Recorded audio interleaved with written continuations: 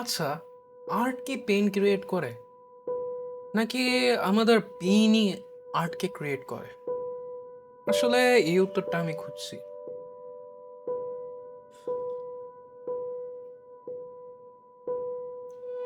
আমি ছোটবেলা থেকে খুবই ক্রিয়েটিভ একজন মানুষ ছিলাম। ছোটবেলা থেকে আঁকাআঁকি থেকে শুরু করে আর্ট অ্যান্ড ক্রাফট জিনিসপাতি বানাতাম। পরে ক্লাস 6 এ আমার মাথায় ঝোঁক ওঠে ফিল্ম মেকিং এর। ইউটিউবে আর কি আমি প্রথম বাইক স্টান্ট ভিডিওগুলো তৈরি করলাম। এরপরে স্কিটস দেখা শুরু করলাম, তো স্কিটস বানানো শুরু করলাম। ওই সময়টা এমনও গেছে যে আমি তখন স্কুল করতাম। শুক্রবার করতাম কি, আমরা সব ফ্রেন্ডরা একসাথে হতাম, একটা স্ক্রিপ্ট আগেই হয়তো বা রেডি করতাম বা ওই দিন স্ক্রিপ্ট ছাড়াই কিছু একটা করে ফেলতাম। তারপর ওইটা আমি এডিট করতাম এবং ইউটিউবে আপলোড দিতাম। ইউটিউবে আমার প্রায় 100-রও উপরে ভিডিও তৈরি করা হয়েছে।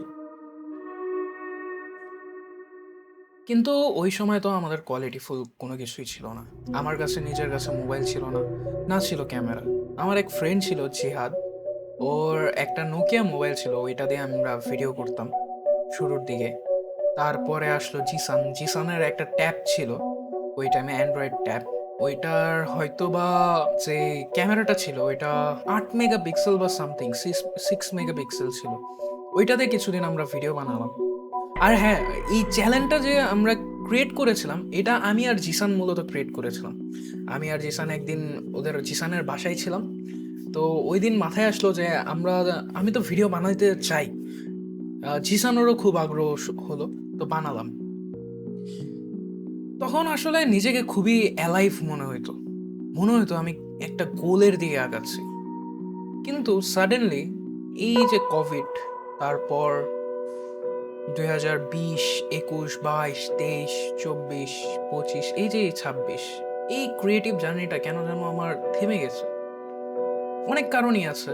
যেমন কোভিডের সময় আমি গেমে অ্যাডিক্টেড হয়ে গেছিলাম, তো গেম খেলতাম সারাদিন। মাথায় তেমন ক্রিয়েটিভ আইডিয়া ছিল না। তারপর আসলো কলেজ লাইফ। কলেজে ভালো করতে হবে, অ্যাডমিশন, লেখালেখি কিছু করতাম, কিন্তু ওই রকম না। পরে আস্তে আস্তে অ্যাডমিশন টাইমে তো এটা পুরোপুরি অফ হয়ে গেল। অ্যাডমিশনের পরে অ্যাডমিশন জার্নিটা আমার খুব বেশি একটা ভালো ছিল না। আমি শুধু পরীক্ষা দিয়েছি ঢাকা ইউনিভার্সিটি আর হচ্ছে 7 কলেজে। লাকিলি 7 কলেজে হয়ে গিয়েছে, কিন্তু ডিউতে হয়নি। যাই হোক, তারপরে আমি লেখালেখি করলাম, হালকা পাতলা শর্ট ফিল্ম বানাতাম। এর মধ্যে হয়েছে আমার যে টিমমেট বন্ধুরা এক একজন এক এক জায়গায় চলে গেছে। এর কারণে হলো কি যে আমার কোনো টিম ছিল না, দু একজন ছিলাম। এর ভেতরে কয়েকটা শর্ট ফিল্ম বানালাম। এক বছরে একটা একটা করে বানালাম। একটা ছিল অন্য পৃথিবী, তারপরে বানালাম ছায়া। এরপর ফিল্মিক স্টেশনের যে একটা পেজ আছে ওইটাতে আহ, তারা ক্রিয়েটিভ পার্সনসগুলো খুঁজতেছিল, ক্যামেরার পিছনে যারা কাজ করে। তো ওইখানে অ্যাপ্লাই করার পরে আমার লাকিলি হয়ে যায়, আমি ওইখানে কিছু শর্ট ফিল্ম তৈরি করি। কিন্তু এই যে সময়ের সাথে সাথে কেন যেন ব্যস্ততা বেড়ে যায়, আর এই ক্রিয়েটিভ কাজগুলো আসলে হচ্ছে না। আমার আসলে ফিল করি যে যখন আমি কোনো কিছু লিখছি না, বানাচ্ছি না, তখন কেন জানি আমাকে নিজেকে অ্যালাইভ মনে হয় না। আমি ফিল করি যখন আমি কোনো শর্ট ফিল্ম তৈরি করি, এডিট করি, শ্যুট করি, তখন আর গল্প লিখি। বেশি আমার গল্প লিখতে পছন্দ। আমার অনেক এমন এমন দারুণ দারুণ কিছু গল্প আছে যেটা হয়তো বাজেটের জন্য, সময় স্বল্পতার জন্য, অনেক কিছুর জন্য বানানো যাচ্ছে না। যাই হোক, আমারও অনেকদিন পরে মনে পড়লো যে আমারও একটা ইউটিউব চ্যানেল আছে, একটা ভিডিও বানানো দরকার। তাই আমার এই ছোট্ট একটা জার্নিটা শেয়ার করলাম। আমি হয়তো অনেক দূর কোথাও যেতে পারিনি। আমার থেকে কম ভিডিও বানিয়ে কম সময়ে অনেক মানুষ অনেক কিছু করেছে।